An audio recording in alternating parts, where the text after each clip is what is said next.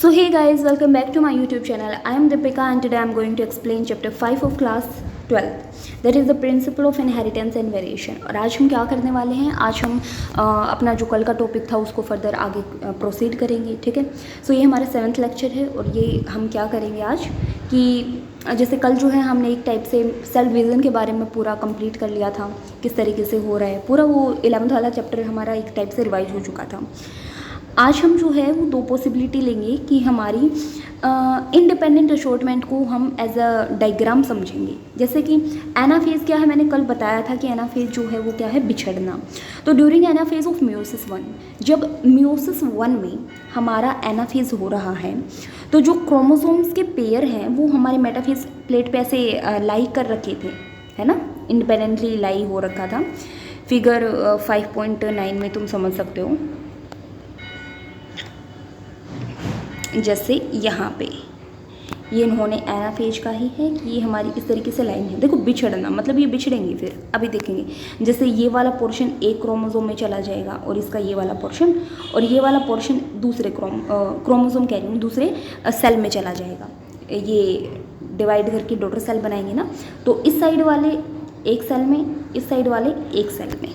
बहुत ईजी है, बहुत ईजी है. तो देखो कई बच्चों को यही चीज़ें समझ नहीं आती कि ये यहाँ पे मतलब पूरा चैप्टर समझ लेंगे बट ये यहाँ पे क्या चीज़ें हैं, लेकिन वो सेल डिवीज़न आ गया तो ये भी आ गया. ठीक है. तो इस कॉन्सेप्ट को समझने के लिए हम कंपेयर करेंगे क्रोमोसोम अलग अलग कलर के. देखो हमने 4 कलर ले लिए और पॉसिबिलिटी कुछ भी हो सकती है. अभी हम पॉसिबिलिटी देखेंगे. तो ऊपर वाले क्या है कि सबसे पहले पॉसिबिलिटी है, चलो एक लॉन्ग ऑरेंज है, शॉर्ट वाला ग्रीन है. इस तरीके से क्रोमोसोम है ना हमारा, एक लॉन्ग येलो है और शॉर्ट रेड क्रोमोसोम है. ये म्यूसिस 1 हो रहा है, इसका मतलब ये डबल होके यहाँ तक पहुँचा है. मतलब यहाँ पे G1 फेज़ है, उसके बाद हमारा S फेज हो चुका है डबल कंटेंट, फिर G2 फेज़ है, उसके बाद हमारी म्यूसिस होती है भाई. तो ये डबल होके यहाँ तक पहुँचा है. ठीक है. तो दूसरी पॉसिबिलिटी है ये ऑरेंज है बट ये यहाँ पे रेड ले लिया, मतलब ये वाले हमने अपोजिट ले लिए, और ये येलो है यहाँ पे हमने ग्रीन ले लिया. पॉसिबिलिटी कुछ भी हो सकती है ना. तो इस तरीके से हमने दो पॉसिबिलिटी ले ली. शॉर्ट वाली जैसे ये इंटरचेंज कर दिया हमने. ठीक है. तो अब क्या होता है, जैसे म्यूसिस 1 होगी उसके बाद में ये दो सेल में डिवाइड होगा. तो ये वाली जो चीज़ें हैं ये वाली एक सेल के अंदर जाएंगी, कर दी हमने. ये वाली चीज़ें हैं वो दूसरी सेल के अंदर जाएंगी. ये 46 क्रोमोसोम थे, यहाँ पे 23 और 23 पहुँच जाएंगी. सेम टू सेम इधर वाली इधर और इधर वाली इधर चली जाएंगी. तो यहाँ पे डिप्लॉयड कंटेंट था. अब देखो यहाँ पे फिर डॉटर सेल बनेंगी. ये वाला पोर्शन जो है वो एक सेल में जाएगा, देखो ये बन गया, और ये वाला पोर्शन जो है वो दूसरी सेल में जाएगा. ओके. ये वाला पोर्शन इधर और ये वाला पोर्शन इधर. तो हमारी टोटल जर्म सेल्स आ चुकी हैं. यहाँ पे 23 क्रोमोसोम नंबर थे इन दोनों में, यहाँ पे भी 23 होगा. क्यों? क्योंकि जो म्यूसिस 2 है वो बिल्कुल माइटोसिस जैसी होती है.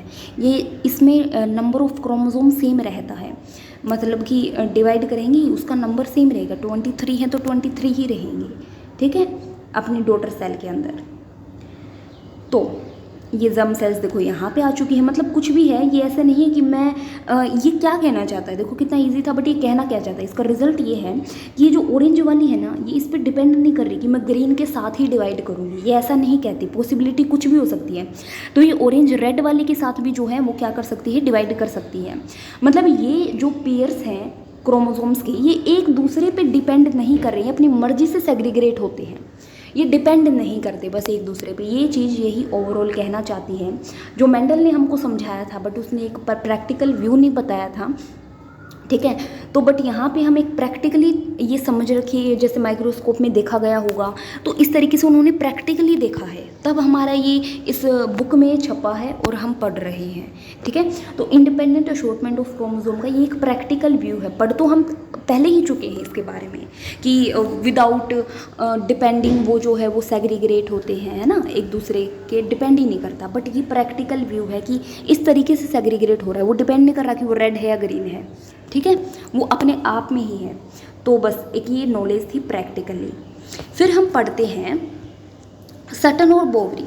वो देखो सटन और Boveri argued that the pairing and separation of a pair of chromosome would lead to the segregation of a pair of factor they carried. ये झगड़ा कर रहे थे भाई, किस तरीके से कि जो सेपरेशन है या जो पेयरिंग है, पेयर क्रोमोसोम्स के पेयर का, जैसे ये पेयर में है और इनका जो सेग्रीगेट हो रहा है ना, जैसे पेयर्स का, तो ये जो है वो आपस में क्या हो रही है, सेग्रीगेट हो रही हैं। तो यही जो है वो इनके ऊपर जो जीन्स है ये उसका भी सेग्रीगेशन का कारण बनते हैं, मतलब जीन्स भी सेग्रीगेट होंगी सेम टू सेम, उनका भी पेयर होगा। तो Sutton united the knowledge of chromosomal segregation with Mendelian principle. तो इसने जो है वो अपने मेंडल का जो प्रिंसिपल है और इसने जो खुद की नॉलेज ली क्रोमोसोम के बारे में, उसको यूनाइटेड बोल दिया, मतलब कि बोला कि उसने भी जो बोला था वो बिल्कुल ठीक है जो मैंने बोला। And called it the chromosomal theory of inheritance, और क्या बोल दिया इसको, क्रोमोसोमल थ्योरी ऑफ इनहेरिटेंस। ठीक है, तो पर्टिकुलरली जो क्रोमोसोमल थ्योरी ऑफ इनहेरिटेंस है वो किसने दी थी, सटन और बोवरी ने। इसका आगे ये चीज़ लिख लो क्योंकि नीट में काफ़ी बार पूछा जा चुका है। ठीक है, फिर बात करते हैं कि following this synthesis the idea experimental verification of the chromosomal theory of inheritance bye Morgan. अब देखो एक्सपेरिमेंटल वेरिफिकेशन जो है क्रोमोसोमल थ्योरी ऑफ इनहेरिटेंस का, वो किसने दिया था, तो वो हमारा मॉर्गन ने। ठीक है, तो जो क्रोमोसोमल थ्योरी ऑफ इनहेरिटेंस का एक्सपेरिमेंटल वेरिफिकेशन मॉर्गन और उसके कलीग ने दिया था, मतलब ये कॉलेज में साथ काम करने वाले, led to the discovery of variation that sexual reproduction produce. और इसने इसकी भी डिस्कवरी की थी भाई, जो SR है ना अपना सेक्सुअल रिप्रोडक्शन, हमने इतनी बार रटा है कि भाई इसमें वेरिएशन आती है, इस सेक्सुअल में नहीं आती है, ये बिल्कुल पेरेंट जैसे दिखते हैं, ये थोड़े अलग होते हैं क्योंकि इनमें वेरिएशन आती है, अलग अलग गैमेट अलग अलग पेरेंट से लिया जाता है। तो उसके बारे में भी इसने डिस्कवरी की थी। ठीक है, तो मॉर्गन ने किस पर काम किया था, एक फ्रूट फ्लाई पे काम किया था, छोटी सी ड्रोसोफिला मेलेंगोस्टर जिसको बोलेंगे, ये फ्रूट फ्लाई है, ये इसका क्या है अपना IUPAC नेम बोल देंगे। ठीक है, साइंटिफिक नेम। तो विच वर फाउंड वेरी सूटेबल, ये उन स्टडी में काफ़ी सूटेबल है। क्यों है, क्योंकि भाई ये synthetic medium, simple synthetic medium में ग्रो कर सकती है लैब के अंदर। इसकी साइकिल जो हो 2 वीक में कंप्लीट हो जाती है। मान लो ये किसी पे काम कर रहा है जिसकी 2 साल में कंप्लीट हो पूरी लाइफ साइकिल, तो ये इतने तो बूढ़ा हो लेगा भाई, है ना, इसकी तो उम्र ही निकल लेगी, क्या पढ़ेगा ये फिर, क्या स्टडी करेगा। तो उस पर काम करो ना जो जल्दी से जिनकी लाइफ साइकिल ख़त्म हो जाए। तो 2 वीक में है तो मतलब इस 2 वीक के अंदर ये छोटी से बड़ी भी हो लेगी, है ना, इसके डॉटर भी बन लेंगे, है ना, डॉटर सेल्स वगैरह वो भी बन लेंगे, और फर्दर वो डॉटर सेल्स जो है वो भी बड़े हो जाएंगे एक टाइप से। एंड सिंगल मेटिंग, और इसकी जो सिंगल मेटिंग है ना वो लार्ज प्रोगेनी प्रोड्यूस करती है, तो काफ़ी इजी हो जाएगा इसको पढ़ना।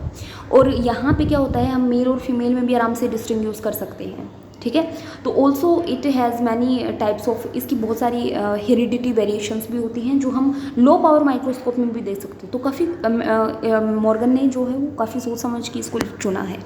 ठीक है, तो कैसे हम पहचान सकते हैं कि भाई मेल कौन सा है फीमेल कौन सा है, तो एज़ कम्पेयर टू मेल छोटा होता है एज़ कम्पेयर टू फीमेल, ये पहचान है। ठीक है, तो आज के लिए इतना ही guys.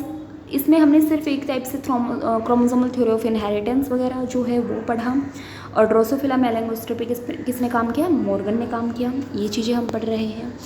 Linkage and recombination, linkage में मॉर्गन का हाथ है बहुत बड़ा, अभी ही पढ़ लो ये चीज़, मॉर्गन का हाथ है बहुत बड़ा, जो कि हम कल पढ़ने वाले हैं। ठीक है, सो आज के लिए इतना ही गाइज, अब मिलते हैं next video with next lecture. So thanks for watching my video, and if you like my video then also subscribe my channel. Thank you.